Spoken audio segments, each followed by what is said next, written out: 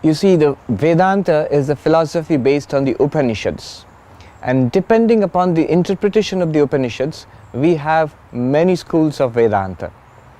The Upanishads have been interpreted in different ways, giving rise to different philosophies, and the text which is central to these philosophies is what is called the Brahma Sutras, the aphorisms which deal with the philosophical aspects of the Upanishads.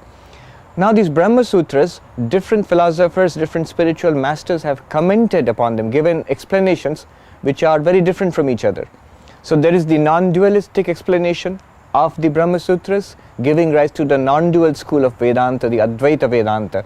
Most famously, the philosopher here is known as is Shankaracharya, who is the most famous philosopher of this school.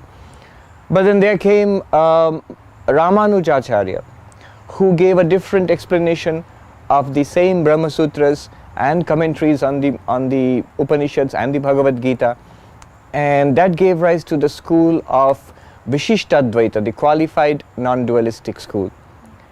Then came Madhvacharya, another great philosopher and spiritual master, who gave a dualistic interpretation to the same Brahma Sutras and the Upanishads and Bhagavad Gita, and that gave rise to the school of dualism, Dwaita Vedanta. So already we have Advaita Vedanta, Vishishtadvaita Vedanta and Dwaita Vedanta. What are the differences between them? Well, to put it in brief, Advaita Vedanta says there is one existence consciousness bliss, and all that we are experiencing is that same existence consciousness bliss. We are not aware of what it is in reality, and hence we superimpose a world of multiplicity, plurality. So the plurality, the multiplicity we see in this world, different people, different kinds of things, even God, all of these are ultimately, in reality, one existence consciousness bliss. And this has to be realized. And once we realize this, we get out of the bondage of suffering, bondage of rebirth. So this is the idea behind non-dualistic Vedanta, Advaita Vedanta.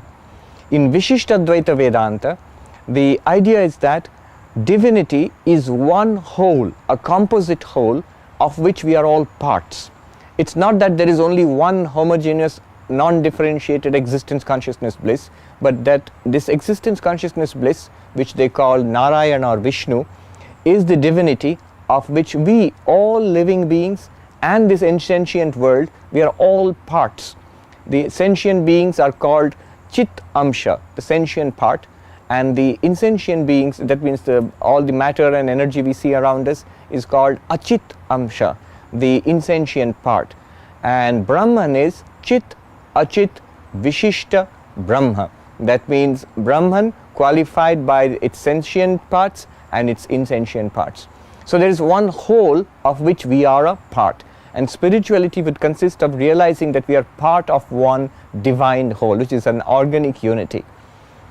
The role of devotion, bhakti, is stressed over that of jnana in this interpretation of Vedanta.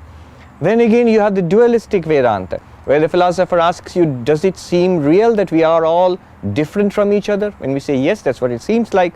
And Madhva tells us, you are right, we are different from each other. Does it seem like God is something different from us? We say yes, God does seem something different from us.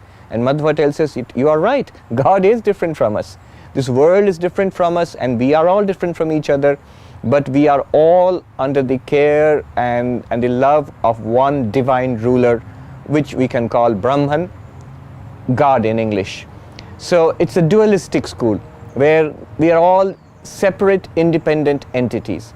Again, the role of bhakti and surrender to God is important here, whereas in the non-dualistic school, the role of jnana, knowledge, is preeminent. There are other schools of Vedanta too. I can just mention them. There is the Dwaita school. There is the Achintya Bheda Abheda school. There is the Shuddhadvaita school. There are different schools of Vedanta, and all of them are actually different interpretations of that core philosophical text, the Brahma Sutras.